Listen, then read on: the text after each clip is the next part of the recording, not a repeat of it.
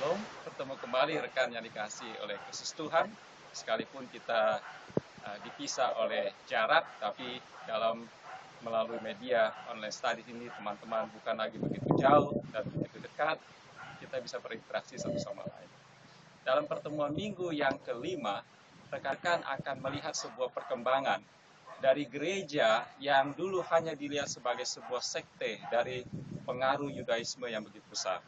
Tapi gereja telah mengalami sebuah perkembangan yang begitu luas. Sejak kematian daripada Stefanus di tahun 34 Masehi, gereja mengalami sebuah perkembangan sekalipun di tengah himpitan dan tekanan.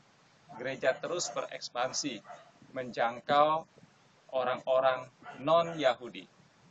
Gereja non-Yahudi yang berlokasi di Antioquia lah orang percaya kali pertama disebut sebagai pengikut Kristus atau Kristen.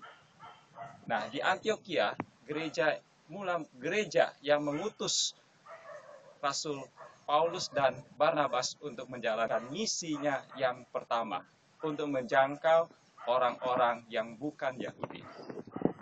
Nah, dari gereja Antioquia, perjalanan misi Rasul Paulus yang pertama berjalan dari satu kota ke kota yang lain. Rekan-rekan dapat berinteraksi di mana Rasul Paulus melakukan perjalanan pertama ke Pulau Siprus dan memasuki provinsi Galatia.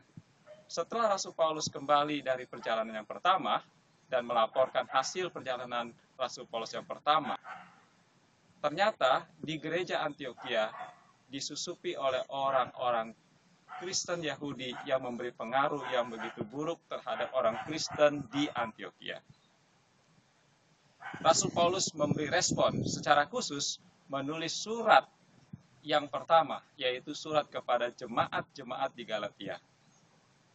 Nah, teman-teman akan berinteraksi di seputar tentang apakah Rasul Paulus menulis surat pertama, yaitu Galatia, itu adalah di dalam perjalanan pertama, atau setelah Rasul Paulus melakukan perjalanan yang kedua atau ketiga. Karena ada dua teori di mana memperbandingkan antara Galatia yang dimaksud adalah provinsi Galatia atau Galatia yang dimaksud adalah tanah Galatia. Teman-teman akan berinteraksi dan saya akan meresponi jawaban daripada teman-teman. Perbandingan daripada surat Galatia adalah surat Yakobus yang ditulis oleh saudara Yesus kepada 12 suku yang ada di perantauan.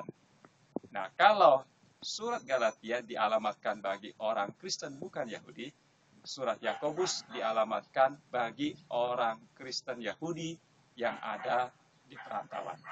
Teman-teman dapat membandingkan ketika Rasul Paulus menekankan kemerdekaan kekristenan di surat Galatia, sedangkan di surat Yakobus lebih mengedepankan tentang perbuatan daripada orang Yahudi yang sudah beriman tapi belum melakukan apa yang sesuai dengan apa yang diimani.